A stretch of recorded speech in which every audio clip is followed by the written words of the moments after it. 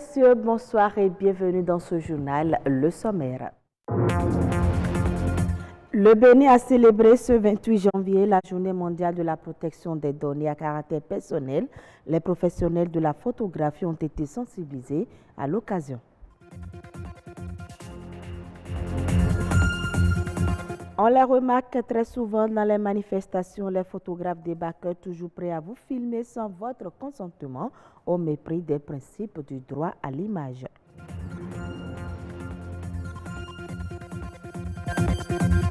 La Fédération nationale de taekwondo dispose désormais de siège à Cotonou. L'infrastructure a été inaugurée ce week-end.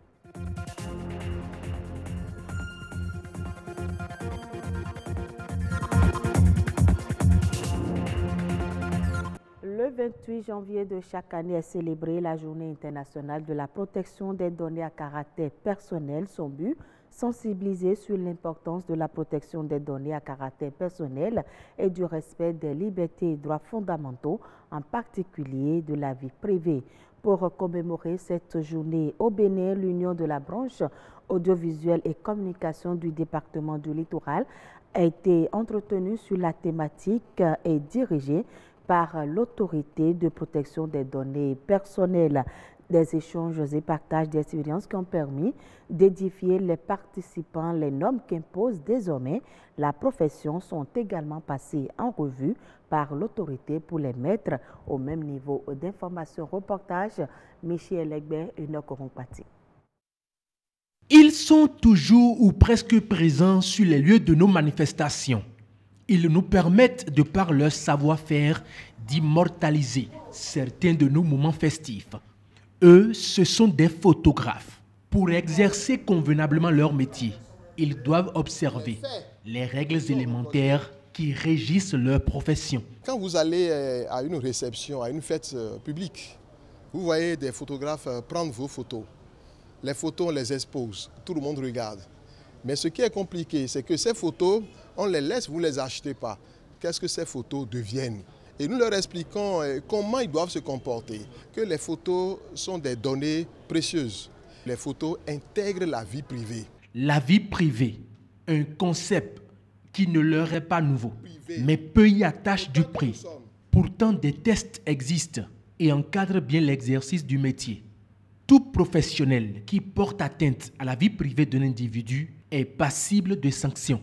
La violation des droits à l'image, de droit à la vie privée, cette violation est susceptible de sanctions civiles, de sanctions pénales. Et nous ne devons rien banaliser aujourd'hui parce que les gens s'éveillent.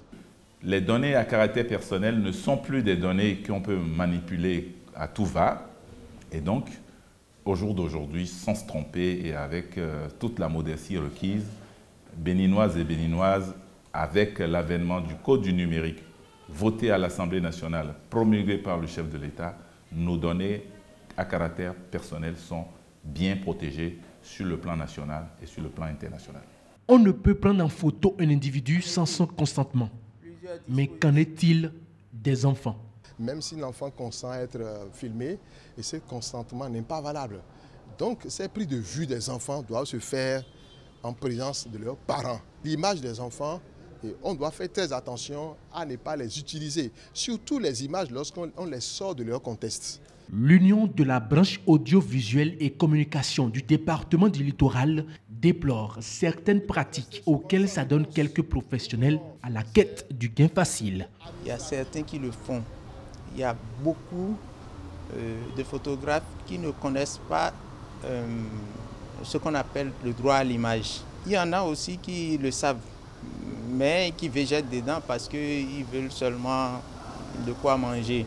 Les participants sont bien conscients de cette situation. Aujourd'hui, nous connaissons nos droits et nos devoirs.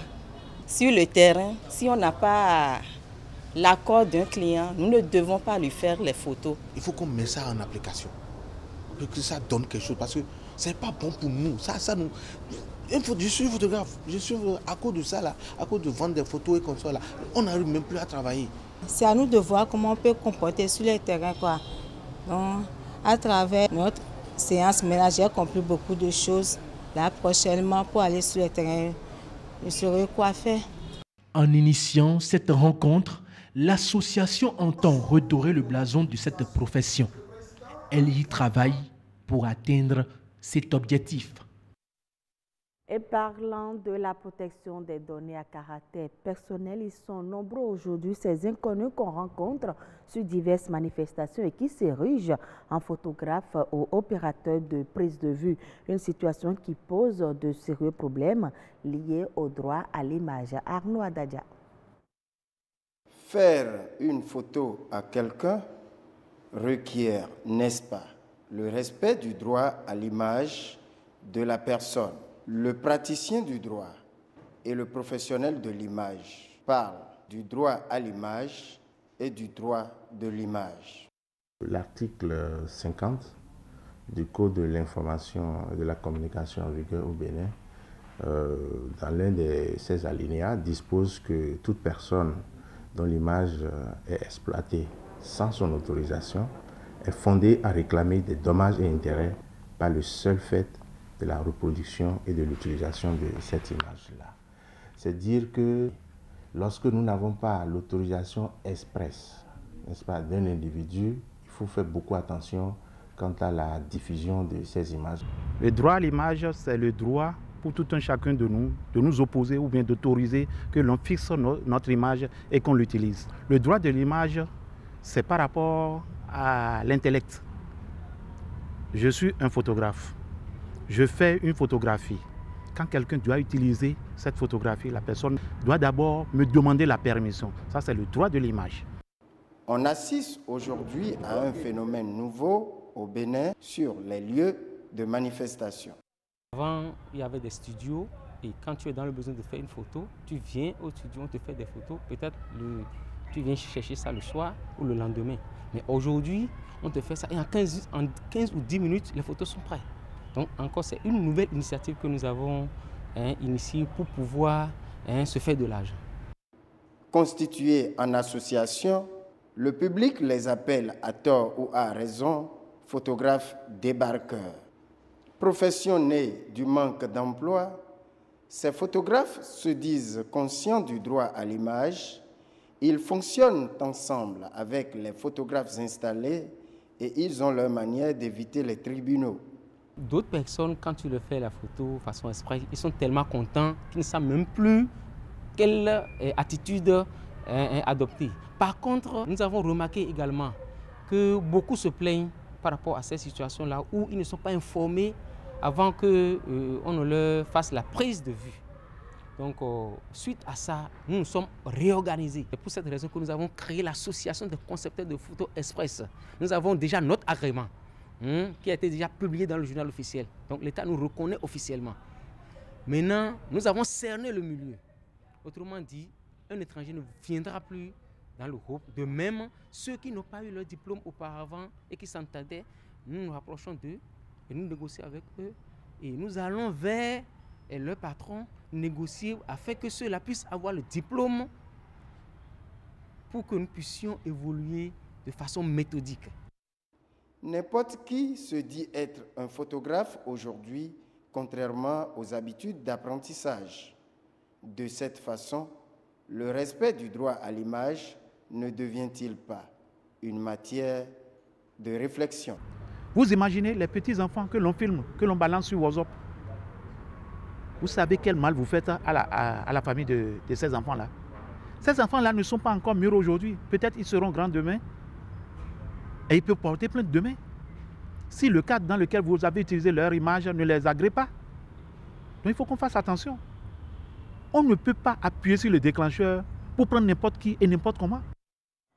Autre élément dans ce journal, le taekwondo, ce art martial prend un nouvel envol au Bénin. La Fédération nationale de taekwondo se dote de son siège. L'infrastructure a été inaugurée ce week-end par le président du comité national olympique sportif béninois. Mathieu Sokenou et Patrick Adjaboju ont assisté à la cérémonie d'inauguration. Le taekwondo prend son nouveau départ. Un nouveau départ pour éclore les talents. La Fédération béninoise de taekwondo se donne les moyens pour atteindre ses objectifs. Ce cadre d'émulation des pratiquants du taekwondo est érigé. Ce dojang n'attend que les athlètes. Les athlètes vont se mettre en jambes. Les pratiquants vont se mettre en jambes. Les maîtres, les différents experts, ainsi que les entraîneurs et les encadreurs pourront sans nul doute pouvoir transmettre leurs connaissances avec assurance. Un sport olympique qui permet de travailler la force physique, l'endurance, les techniques d'autodéfense et surtout la souplesse, des qualités que des experts en taekwondo s'engagent à enseigner aux pratiquants.